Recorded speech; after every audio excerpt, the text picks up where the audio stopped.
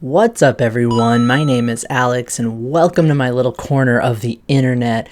I would like to talk about Headmates and Headspace. My Headmates, my Headspace, what that's like, and just go into detail on those things. So, I'm a system. I have covered that in previous videos for this series and for Identity Talk, and I've talked kind of generally about these things, but I've never really gone into detail on them. So that's what I was hoping to do today. This is my first recording of the day, so I'm just kind of waking up, and also my brain is not in the I need to get these things done kind of space, but I'm working on that. So I'm the host of the system. I am almost always the one fronting. That's the weird thing about being a median system. There's so much blurring and overlap between headmates, and there isn't really any distinct shifting and shifting, switching, but when there is, it's like subtle, it's blurry, there's no amnesia between switching, which would make me not qualified to say that I have dissociative identity disorder, because that requires amnesia between switching headmates. Austin is the system protector. He is incredibly hot-headed and very protective. So both of those things kind of work out in his favor, because he kind of, he's the one to stand in the way of a bullet for us, kind of thing. As far as I know, he has a very draconic appearance in Headspace, a very animalistic kind of headmate, but I think that's just the way that my brain is manifesting him as an archetype, him as as his role in the server, rather than as a person. No one really has any defining forms in Headspace, or anything distinct that I could I don't know, I couldn't describe my headmates to you visually or anything like that. So it's very hard to explain that. I mean, Austin's pretty down to earth, and I'd say he's probably the most human-like out of the two others in here. Avery is kind of a healer, kind of a caretaker sort of thing. She handles complicated emotions and, I guess, conflicts between headmates. So she's there to kind of quell arguments and to just make sure everyone is getting along, sort of thing. So really just a kinder and more gentle version of Austin, almost.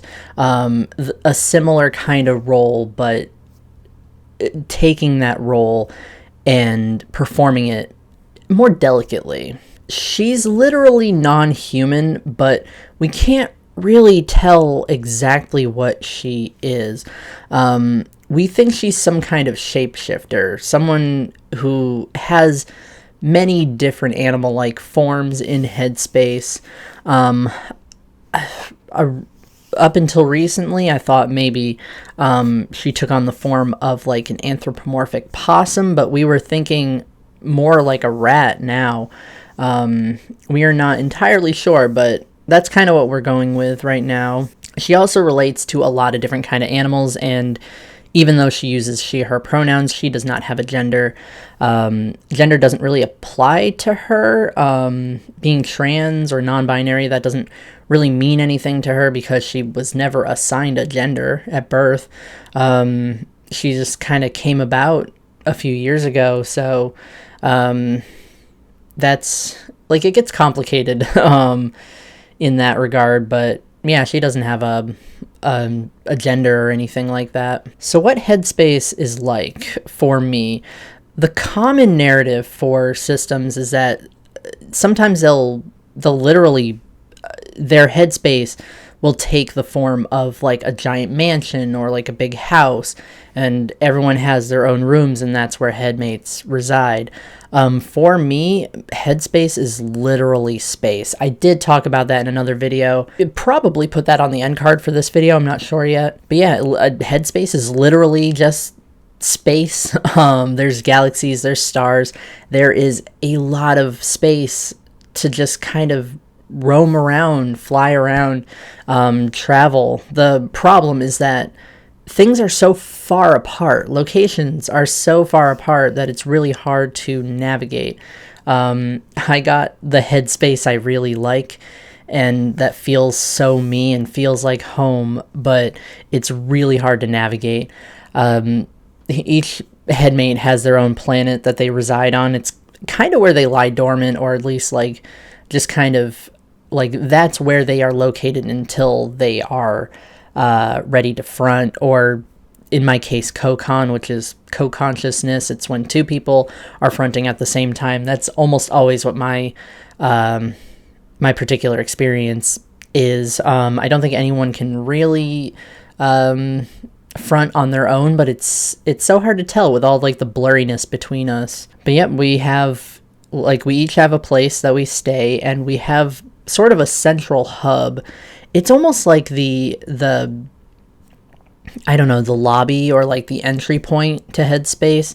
When I enter Headspace, that's kind of where I end up. It's an island with basically a castle or a palace.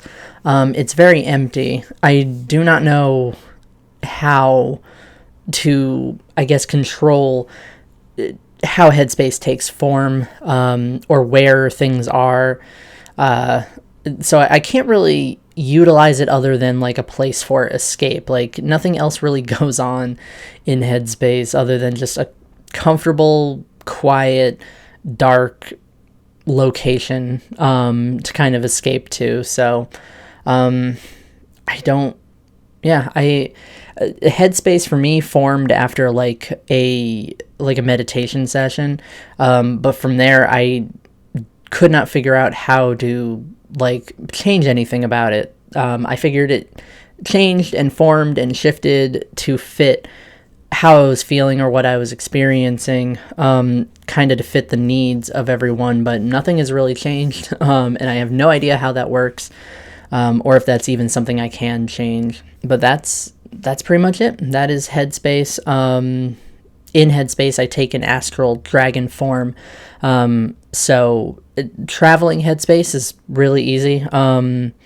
Like it just means that I can just kind of fly around and explore, but there really isn't much to do there. So I don't know if anyone knows anything about this kind of stuff. Let me know. I'm clueless on this kind of thing. That is pretty much it. I have not started recording the 101 series for this month yet, but obviously by the time you see this video, you'll have seen that I did upload all 3 videos I planned, because I'm planning Otherkin 101, Therian 101, and Plural 101, or Plurality 101, and it's going to be single videos, trying to fit everything into one video instead of doing a series, because there's so much to it. And I realized that Otherkin and Therian, they're very similar, so there was no point to going into a very long series with those two. But yeah, I start a new series on December 3rd, just a new Friday series. I was thinking of doing like a Stormy Reacts kind of thing. Hopefully by the time the first video goes out, I'll have content people have sent me that I can react to for another video.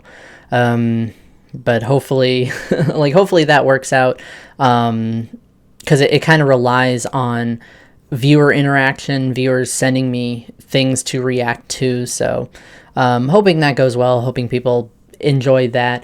And I mean, after this series is over, after Another Kind is over, that's kind of it. That is it for the series, and I'm basically just going to turn this into a vlog channel. Just random thoughts about my own identity, ramblings, updates on my life. Probably fewer videos uploaded. I'm not sure yet. I also had another idea for a video series. What the heck did I write down? I wrote down something on Trello. Okay, so I mean, I wanted to do the Stormy Reacts thing. That's actually what I'm working on now.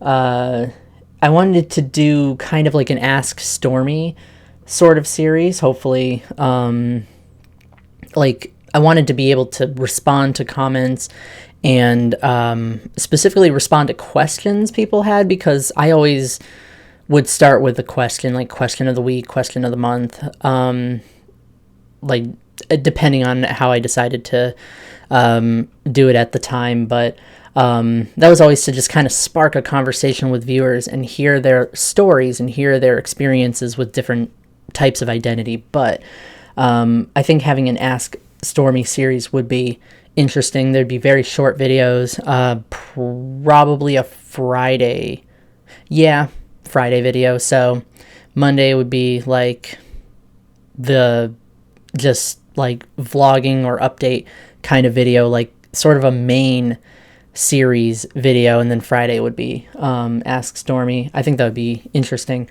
I have to set up something in my Discord server for that. And then I made a note here. I wanted to share resources for people who are looking for resources on different current issues or on identity related things, sort of 101 stuff as well. So if you're interested, I have a Tumblr blog at the other kind, hyphens in between. I'll put it up on screen. But it's also linked in my card, which is in the description of every video. It's on my About page on YouTube. But so far, I have compiled a whole bunch of Black Lives Matter resources to understand the movement, resources for protesters, resources for like where to donate, and how you can get involved in the movement, what you can do to support, Black people and injustices against them and everything. So I'm trying to do these in like big master posts with a bunch of links, bunch of resources. I had a master post on like otherkin and Therian resources, including like basic terminology and issues within the community to be aware of. And I also listed like games and apps and stuff that like otherkin or Therians might enjoy. I recently did a vegan master post on what you need to know about veganism and racism, classism, ableism within the community, and how you can support Black and Indigenous owned vegan brands, how you can support Indigenous people as a vegan person, supporting, Indigenous hunting, and maintaining ways of life for certain groups while also still being vegan, because it's not about, it's not about trying to convince people to make a change. And then I've got like how you can get started being vegan, like, meal planning and what brands to look for. I also have lists of fair trade brands that people can look at, and how you can donate to different vegan companies. And I also have a lot of resources on vegans against PETA. That is incredibly important. So, check that out.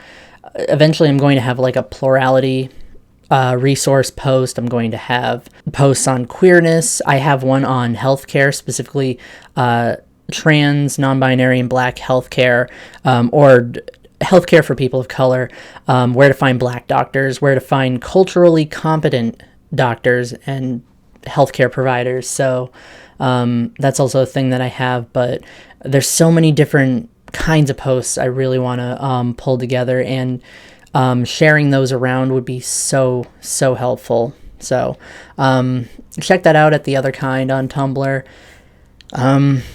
That's really about it. Check out my card, because I am always working on something. I've got a list of things I'm currently working on now, and just different websites you can check out, or social media rather, where I'm active and making things, because it keeps me alive. Working on things keeps me alive. So yeah, that's pretty much it. So I am signing off for now. See you later.